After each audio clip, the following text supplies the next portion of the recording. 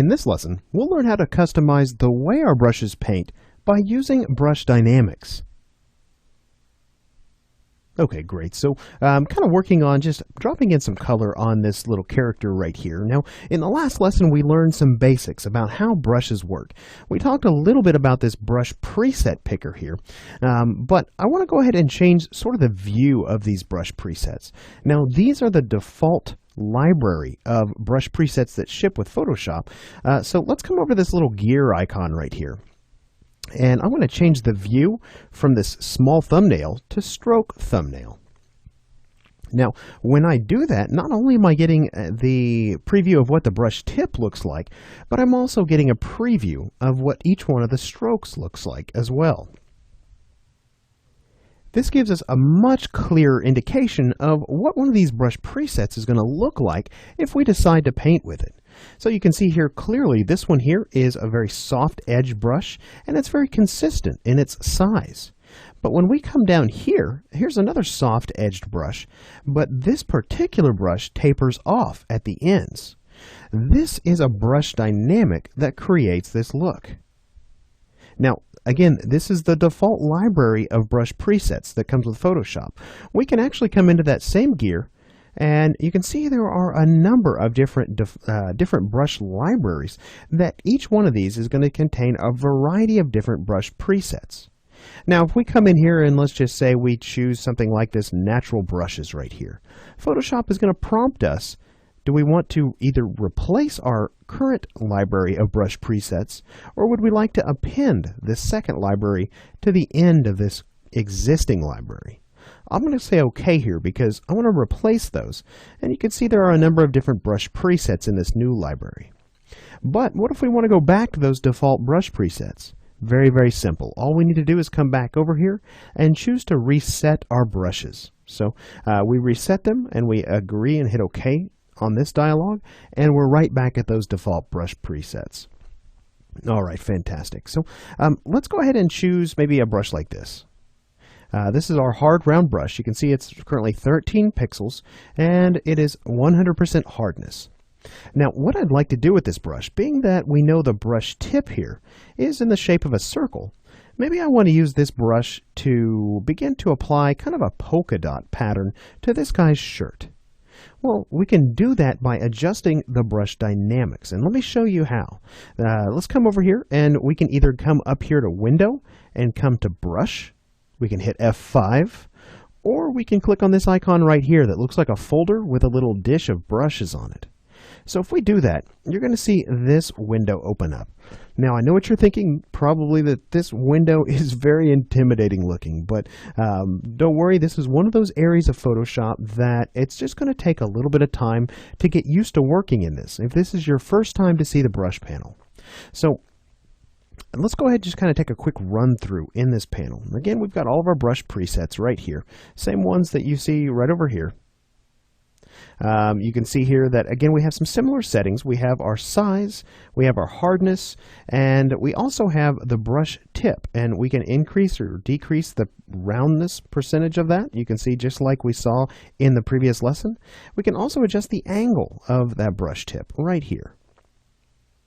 We can flip that brush tip on either the x-axis or the y-axis, or we can come down here and adjust the spacing for the brush tip. Now, this is something a little different, but because of this stroke preview down here, it's going to make much more sense when I begin to increase this, and you start to see space showing up between each of the brush tips as they were to, say, strike the canvas. So now, hopefully with this little illustration, it makes more sense how brushes inside Photoshop are working.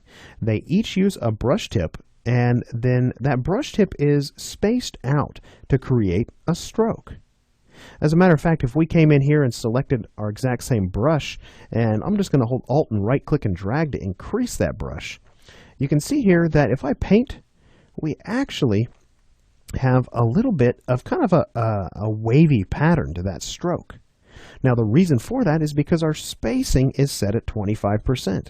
So if we wanted a nice smooth edge to that stroke right along here, let me just undo that with a Control Z, and I'll come back in here and just ramp the spacing down.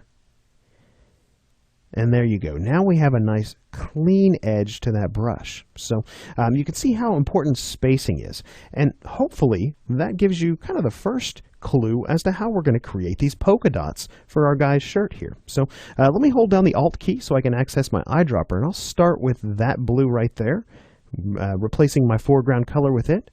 And we'll come over here and I'm just going to make these kind of a lighter blue, a little less saturated. Maybe something like that. That'll look good. And I'll make sure I have my polka dots layer selected here.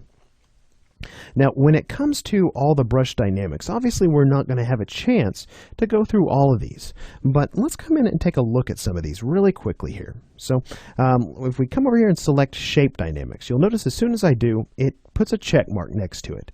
We have now enabled brush dynamics for our brush. And you can see here that right now I have this setting under control, pin pressure. So the pin pressure is controlling the amount of jitter for the size of my brush. Now, jitter may be a new term for you. Just think about the term jitter as randomizing. So basically randomizing the amount of size, you can kind of see we start to get a little bit of a undulation to the size. Now that's a really tightly spaced out stroke, so we might need to come over here and adjust spacing. But if I do, you can see a little bit of randomness starting to show up in the amount of size applied to each of these brush tips. So let's go ahead and reduce that spacing back down. And we'll come over here and I'm going to reduce that size jitter. So what this allows me to do, if I were to turn this off, you'll see here that with this control set to pin pressure, that allows me to press very lightly on my screen and I can get a very thin stroke, or I can press very hard and I can get a thicker stroke up to 80 pixels, which is the size my current brush is set at. So with that said, let me go ahead and step back a couple times with Control Alt Z, and we'll come in here and I want to actually turn that setting off. I do want to come back over here and space my brush out a bit. Now, what I'd also like to do is create a little bit of undulation in size. So we can come in and we can start to introduce some size jitter in there, and you can kind of see how that looks. Or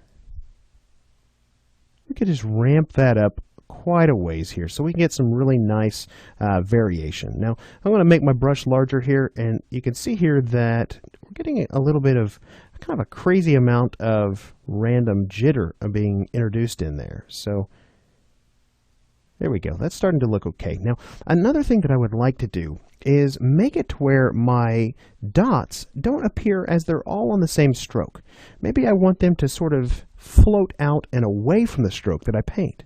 We can come over here and do that under scattering. Let's enable scattering here, and we can just increase the amount of scatter and watch those little dots on my stroke preview.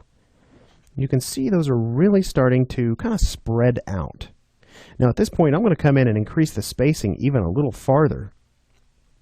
So when I come in and I paint a stroke, it's going to look something like that. Now coming back over to Shape Dynamics, you can obviously tweak this however you'd like to. I'm going to reduce that a little bit, come over to my brush tip shape, and increase the size a little bit as well. So there we go. Now we're getting a little bit more of a manageable polka dot pattern. So at this point we could come over here and begin to sort of paint our polka dots onto this polka dots layer. Now obviously we have sort of painted them all over the place, and we might need to come in with our eraser and begin to clean that up a little bit. So if we wanted to come in and sort of erase away maybe some of these areas where we've gotten the polka dots outside of his shirt, we could do that. So hopefully you've seen by walking through this little exercise with me exactly how powerful the brush engine inside of Photoshop is. We really have a number of different dynamics here inside our brush panel that we can apply to a brush here inside of Photoshop. Now, ultimately, we haven't gone through by any means even a small percentage of these dynamics, but if you'd like to, between lessons, feel free to experiment with some of these brush dynamics inside the brush panel.